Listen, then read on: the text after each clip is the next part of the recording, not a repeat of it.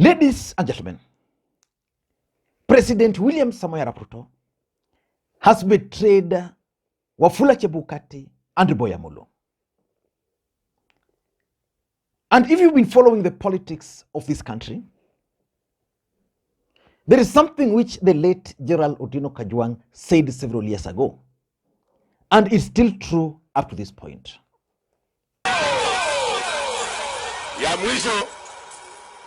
Ya mwisho Raila Uhuru aliweka kwa headline, akasema ati Raila enda pole pole, cool down, mimi ndio president.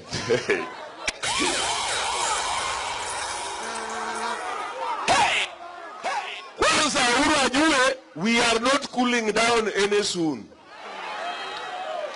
In fact, it might get hotter.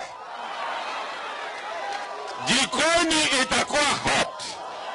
Uhuru kama, if you don't want to cook, get out of the kitchen.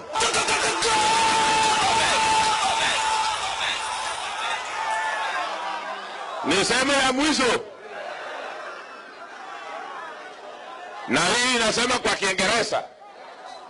IEBC as presently constituted cannot preside over a free and fair election. It must be disbanded and be restructured in a dialogue of the people of Kenya. Na ukikataa tutakutana na tutakanyagana. Wapwani oriti Uhuru. As we are going for the 2022 general election, Raila Odinga was optimistic that he was going to win that presidency because he believed he had three things. Raila Odinga believed he had the support of the deep state and that there was no way he was going to lose that election because previously the only thing he has always lacked was the support of the deep state. So he was so sure. Why have we not gone to state house when we have actually won the elections through votes? This is because there is something which we were missing. And that something which we were missing is called system. Some people are saying our system is not important, but system is very important. And now we are with Uhuru Kenyatta, who is holding the system. So if the system plus our votes, which are always more than the others, what else? Raila Odinga also believed very strongly that he had the support of the people. The truth of the matter is that Raila Odinga has always had the support of the people, and in his calculation, he believed that with the support of Uhuru Kenyatta, he was going to easily defeat William Ruto. And number three, Raila Odinga also believed very strongly that for the first time he had the support of IEBC commissioners. He was wrong. Raila Odinga calculations were that IEBC has 7 commissioners and that he had the control of the 4 commissioners, the ones which announced which refused to accept Wafula Chebukati's result, and then the other 3 commissioners, he expected at least one of them to side with him. I'm talking of Wafula Chebukati, Boya Mulu, and Abdi Guliye. As fate would have it, the 3 commissioners had their way. And William Ruto personally referred to Wafula Chebukati as the hero of the 2022 general election. And I want to say, without fear of any contradiction, that one Wafula Chebukati is our hero. The hero of the election is one Wafula Chebukati and the Independent Electoral and Boundaries Commission. And as expected, the term of Wafula Chebukati and that of Boya Mulu and Guliye is coming to an end. So an arrangement was made that these gentlemen were going to be accommodated in the government. So Wafula Chebukati cannot just go directly. In fact, someone was telling me that Wafula Chebukati is positioning himself to be appointed one of the judges, and that the wife was supposed to be appointed to the position of the permanent secretary. As fate would have it, they both applied. Boya Mulu applied.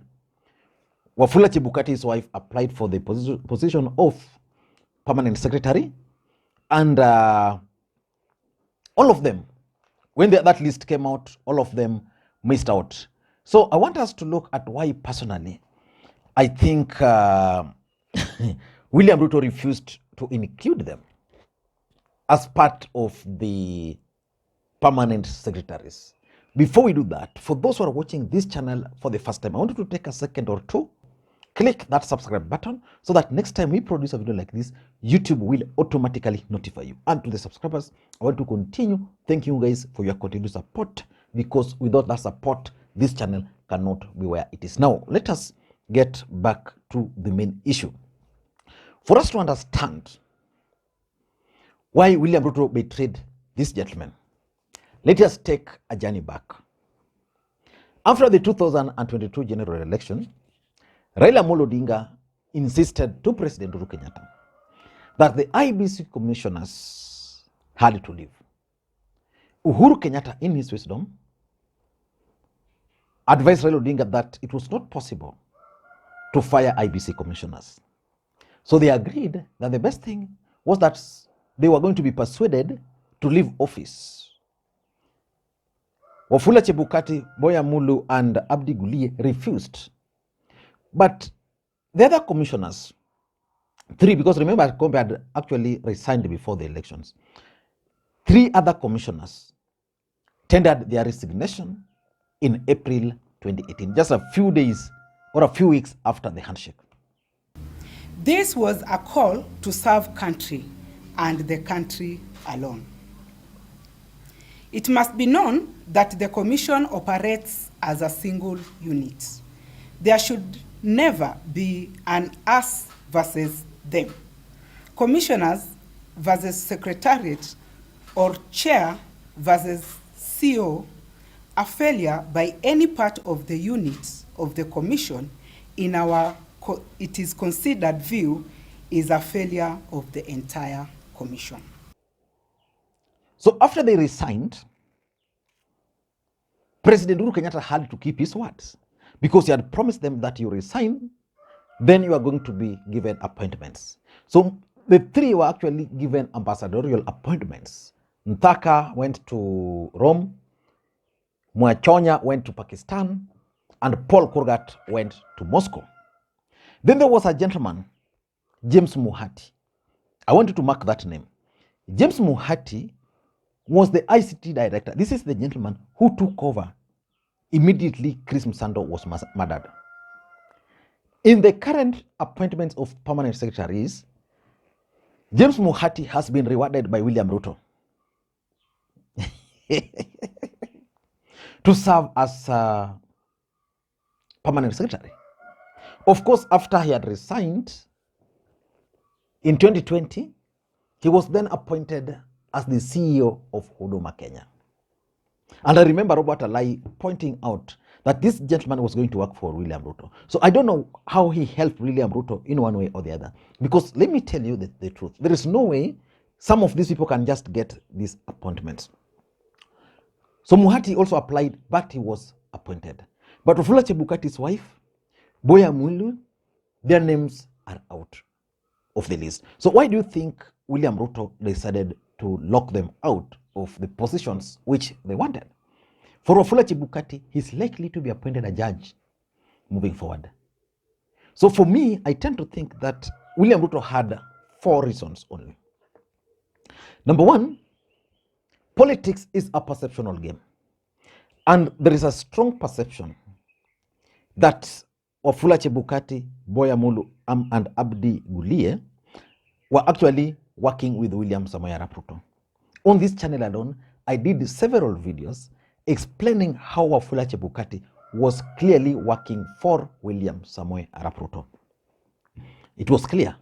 But Raila Odinga, as usual, and his team, as usual, ignored everything. So the truth is, William Ruto feared that if Boya Mulu were to be appointed to the position of the permanent secretary, and then the other gentleman called,